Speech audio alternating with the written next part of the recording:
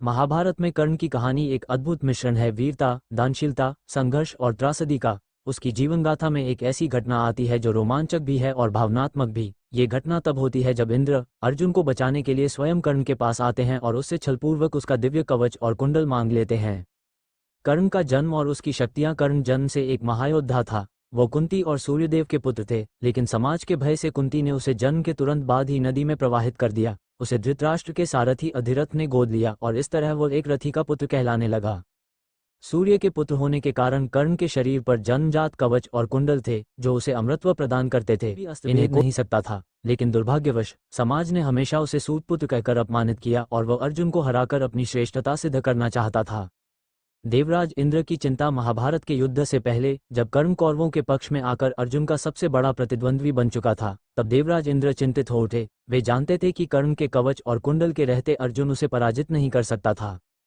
इंद्र ने एक योजना बनाई। वे एक ब्राह्मण के वेश में कर्ण के पास भिक्षा मांगने पहुंचे। कर्ण की दानवीरता और इंद्र की चालाकी। कर्ण को अपनी दानशीलता पर अत्यधिक गर्व था। वह कभी भी किसी याचक को खाली हाथ नहीं लौटाता था। जब इंद्र ब्राह्मण वेश में आए तो उन्होंने कर्ण से भिक्षा मांगी।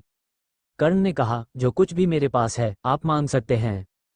इंद्र ने कहा, मुझे तुम्हारा कवच और कुंडल चाहिए। ये सुनकर कर्ण क्षणभर के लिए चौंक गया। वह जानता था कि यदि वह अपना कवच और कुंडल दे देगा तो उसकी मृत्यु निश्चित हो जाएगी, लेकिन उसने अपनी प्रतिज्ञा निभाने का निर्णय लिया। कर्ण ने अपने कवच और कुंडल को स्वयं अपने शरीर से काटकर इंद्र को दान कर दिया। ये दृश्य अत्यंत हृदयविदारक था, क्योंकि यह उसका सबसे अनमोल धन था और उसी ने उसे मृत्यु के करीब पहुंचा दिया। इंद्र का प्रसन्न होना और वज्र शक्ति देना। कर्ण की दानशीलता देखकर इंद्र हुए। उन्होंने कर्ण को वरदान स्वरूप एक दिव्य अस्त्र शक्ति प्रदान किया। ये शक्ति एक बार प्रयोग की जा सकती थी और जिससे भी टकराती उसे मृत्यु के द्वार तक पहुंचा देती। लेकिन इंद्र जानते थे कि यदि कर्ण इस शक्ति का उपयोग अर्जुन के विरुद्ध करेगा तो अर्जुन की मृत्यु निश्चित हो जाएगी, इसलिए उन्होंने इसे एक बार प्रयोग करने योग्य बना दिया। कर्ण का दुर्भाग्य और शक्ति अस्त्र का व्यर्थ जाना। बाद में महाभारत युद्ध के दौरान कर्ण ने इस शक्ति का उपयोग अर्जुन पर नहीं बल्कि घटोत्कच पर कर दिया, जो कि भीम का पुत्र था और कौरवों के लिए एक बड़ी चुनौती बन चुका था। इस प्रकार कर्ण के पास अर्जुन से लड़ने के लिए कोई दिव्यास्त्र नहीं बचा और अंततः वो अर्जुन के हाथों मारा गया। निष्कर्ष: कर्ण और इंद्र के इस प्रसंग से कई बातें सीखने को मिलती हैं।